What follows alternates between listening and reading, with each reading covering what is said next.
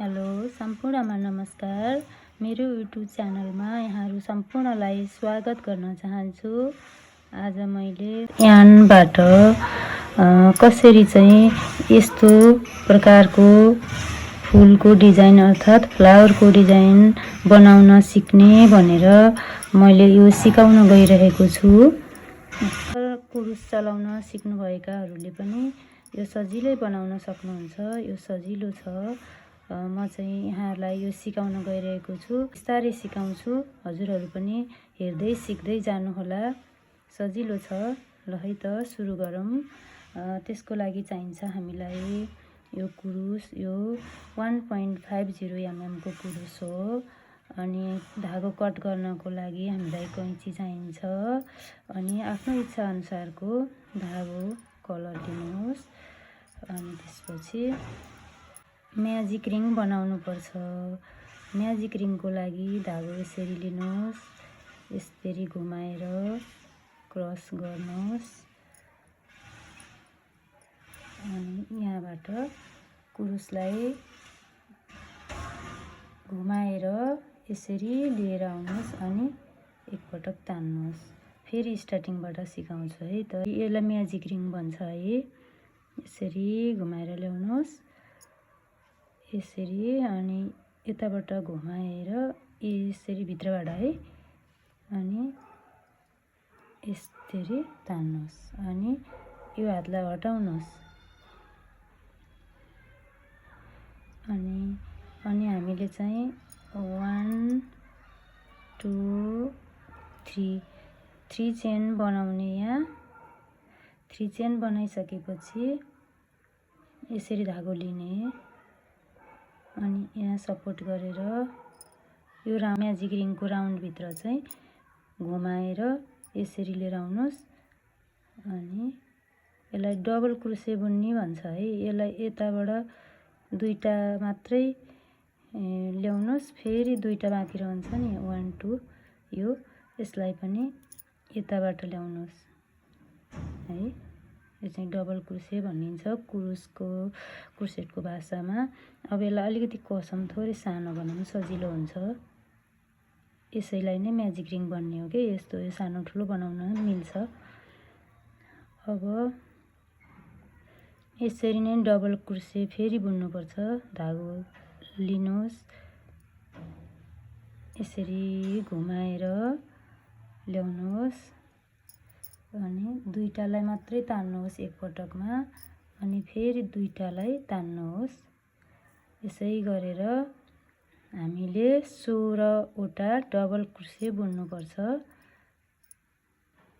यही सर्कलभित्र, यही म्याजिक रिङभित्र है। यसरी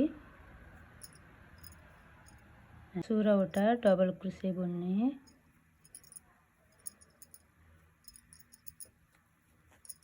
बुन्दै जानुहोस् बिस्तारै।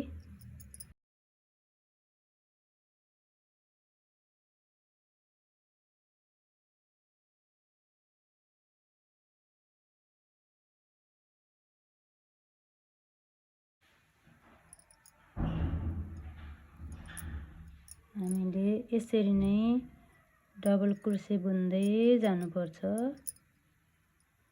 बिस्तारै गर्नुभयो भने नजान्नेहरूले पनि सिक्नुहुन्छ। सिक्न मन भयो भने बिस्तारै बनाउँदै जानुहोस्।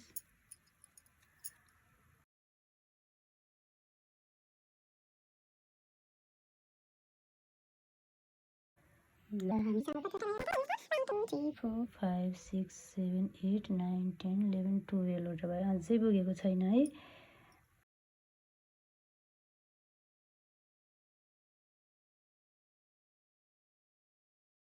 वटा डबल क्रोसे पुग्यो है।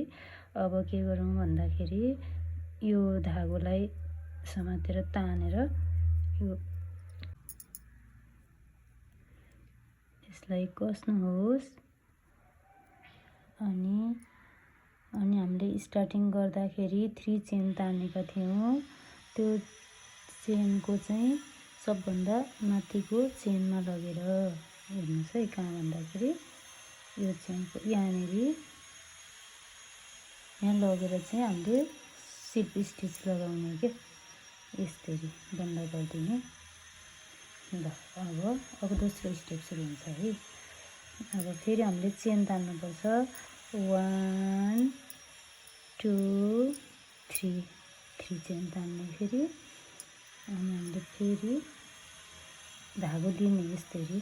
अनि अघि स्टार्टिङ गरेको यो पोइन्ट थियो नि, यो पोइन्टमा लगेर हामीले धागो घुमाएर लिएर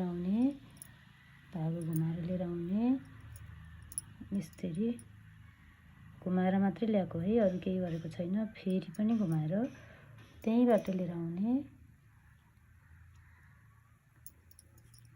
यस्तो गर्ने। यो औँलाले सपोर्ट गर्नुपर्छ अनि सजिलो हुन्छ। यसरी ल्याउने। फेरि अब 3 पटक भयो। अब फेरि अर्को पटक है 4 अझै 1 5 पटक तान्यौँ है हामीले यसलाई। अब एकैचोटि सबैलाई बुनिदिने, एकैचोटि लिएर आउने अनि स्लिप स्टिच लगाउने, यस्तो बन्छ। अनि फेरि 2 चेन तान्नुपर्छ 1 2। यो 2 चेन तानेपछि अघिको स्लिप स्टिच लगाएकै ठाउँमा यहीँनेरि है यसरी कुरुसलाई घुमाएर धागो तानेर लिएर आउने अनि यसरी बन्द गरिदिने के है। अब चाहिँ फेरि हामीले 4 चेन तान्नुपर्छ 1 2 3 4 चेन तान्नुपर्छ। 4 चेन तानेर अघिकै पोइन्टमा लगेर यही घुमाएर धागोलाई लिएर आएर फेरि स्लिप स्टिच लगाइदिने। हेर्नुहोस् है कस्तो बन्यो त, हेर्नुहोस् है, म देखाउँछु। अब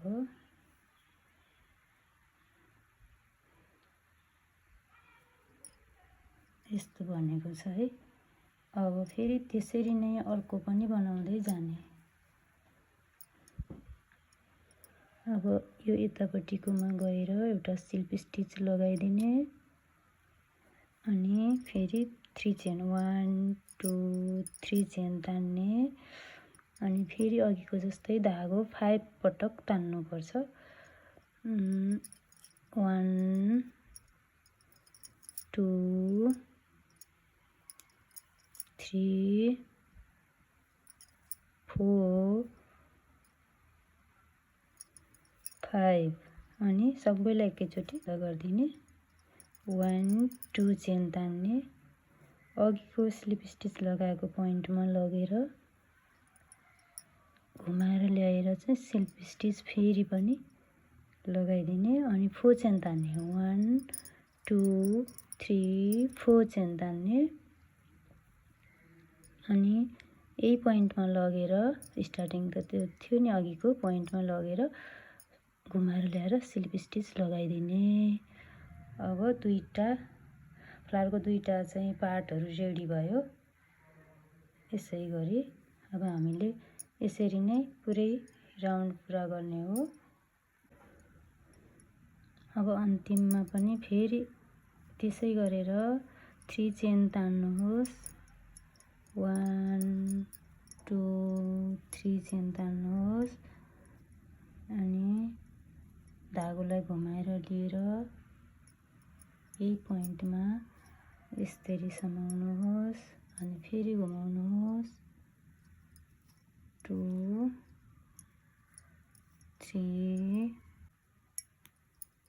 4 5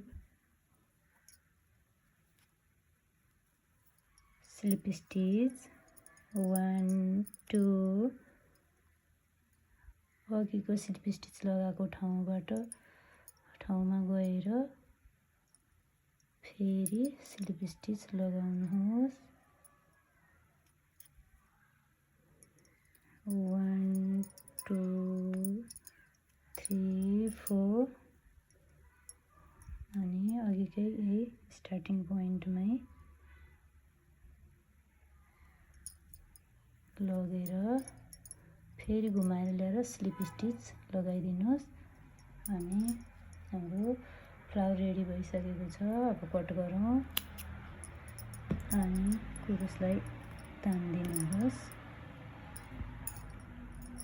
तानिसकेपछि यसलाई कस्नुहोस् अनि यसलाई यहाँबाट कुरुस छिराएर यो धागोलाई चाहिँ यतापट्टि ल्याइदिनुहोस् अनि यसरी बन्द गरिदिनुहोस्। दुईटा अघिको स्टार्टिङको धागो र इन्डिङको धागोलाई चाहिँ दुईटालाई यसरी गाँठो पारिदिनुहोस् अनि फेरि यसलाई कट गरिदिनुहोस्।